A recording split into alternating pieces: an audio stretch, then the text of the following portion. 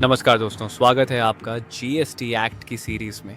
पिछले वीडियो में हमने देखा कि सेक्शन 9 के सब सेक्शन 3 के अनुसार कुछ वस्तुएं ऐसी होती हैं जिन पर टैक्स खरीदार को रिवर्स चार्ज के तहत देना पड़ता है। तो आइए उन वस्तुओं पर चर्चा शुरू करते हैं। नोटिफिकेशन नंबर 4 पट्टा 2017 में यह स्पष्ट किया गया है जिन पर टैक्स खरीदार को रिवर्स चार्ज के तहत देना पड़ता है।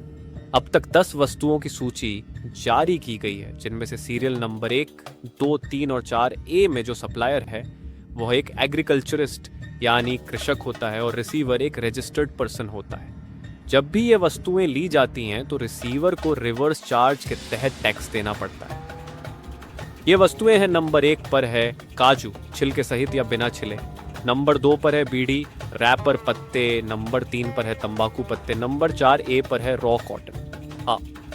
रॉ कॉटन यानी कपास, जिसे रजिस्टर्ड पर्सन जैसे कि क्लॉथ मिल या ट्रेडर्स कृषकों या अनरजिस्टर्ड सप्लायर से खरीदती हैं। ऐसी लेन देन में टैक्स का भुगतान करने की जिम्मेदारी सप्लायर से रेसिपिएंट को आरसीएम के तहत ट्रांसफर हो जाती है।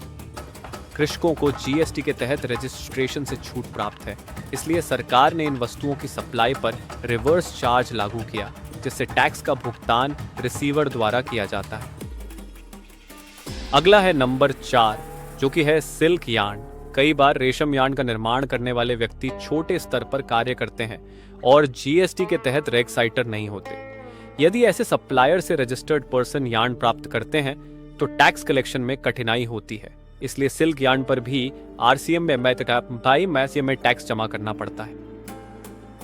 नंबर 5 पर है लॉटरी या लॉटरी। 2 प्रकार की होती है। एक है राज्य सरकार द्वारा चलाई गई लॉटरी। यह वह लॉटरी होती है जिसे सीधे राज्य सरकार खुद संचालित करती है। इसका पूरा नियंत्रण, बिक्री और वितरण प्रक्रिया राज्य सरकार के अधीन होती है। दूसरी होती है राज्य सरकार द्वारा अधिकृत लॉटरी। यह वह लॉटरी होती है जिसे राज्य सरकार प्राइवेट डिस्ट्रीब्यूटर या एजेंट को लाइसेंस देकर संचालित करवाती है। राज्य सरकार इस लॉटरी को अधिकृत करती है, पर इसकी बिक्री और प्रचार प्राइवेट एजेंट या डिस्ट्रीब्यूटर करते हैं। टिकटों पर लिखा होता है authorised by state government. Reverse charge के तहत राज्य सरकारों द्वारा आयोजित लॉटरी की आपूर्ति पर टैक्स का भुगतान डिस्ट्रीब्यूटर द्वारा किया जाता है, जबकि राज्य सरकारों द्वारा अधिकृत लॉटरी की आपूर्ति पर टैक्स का भुगतान प्रत्येक सप्लाई पर फॉरवर्ड चार्ज से किया जाता है। नंबर 6 पर है used vehicles, seized and confiscated goods, old and used goods, waste and scrap. कोई भी रजिस्टर्ड पर्सन जो इन वस्तुओं को central government, state government, union territory और अ लोकल अथॉरिटी, उदाहरण केंद्रीय सरकार के एक विभाग ने पुराने और उपयोग किए गए कंप्यूटर उपकरणों की नीलामी की। एक रजिस्टर्ड पर्सन ने इन उपकरणों को खरीदा। इस सप्लाई पर रिवर्स चार्ज लागू होता है, अर्थात टैक्स का भुगतान खरीदार द्वारा किया जाएगा। नंबर 7 पर है प्रायोरिटी सेक्टर लेंडिंग सर्टिफिकेट। यह एक ऐसा वित्तीय उपकरण है जिसे भारतीय रिजर्व बैंक ने 2016 में पेश किया था। इसका उद्देश्य बैंक को प्रायोरिटी सेक्टर लेंडिंग के लक्ष्यों को पूरा करने में सहायता करना है। प्रायोरिटी सेक्टर लेंडिंग क्या है? आरबीआई के निर्देशानुसार सभी अनुसूचित कमर्शियल बैंक्स को अपने कुल ऋण का एक निश्चित प्रतिशत प्राइमरी सेक्टर्स में देना अनिवार्य है। इन प्राइमरी सेक्टर में कृषि, सूक्ष्म, लघु और मध्यम उद्यम, शिक्षा, आवास, सामाजिक बुनियादी ढांचा, निर्यात ऋण और कमजोर वर्ग शामिल हैं। प्रायोरिटी सेक्टर लेंडिंग सर्टिफिकेट का मुख्य उद्देश्य बैंकों को उनके पीएसएल लक्ष्यों को पूरा करने में लचीलापन प्रदान करना है। यदि कोई बैंक अपने पीएसएल लक्ष्य से अधिक ऋण देता है तो वह अतिरिक्त हिस्से के लिए सर्टिफिकेट जारी कर सकता है। वहीं जो बैंक अपने पीएसएल लक्ष्यों को पूरा नहीं कर पाते, वे इन सर्टिफिकेट्स को खरीदकर अपनी कमी को पूरा कर सकते हैं।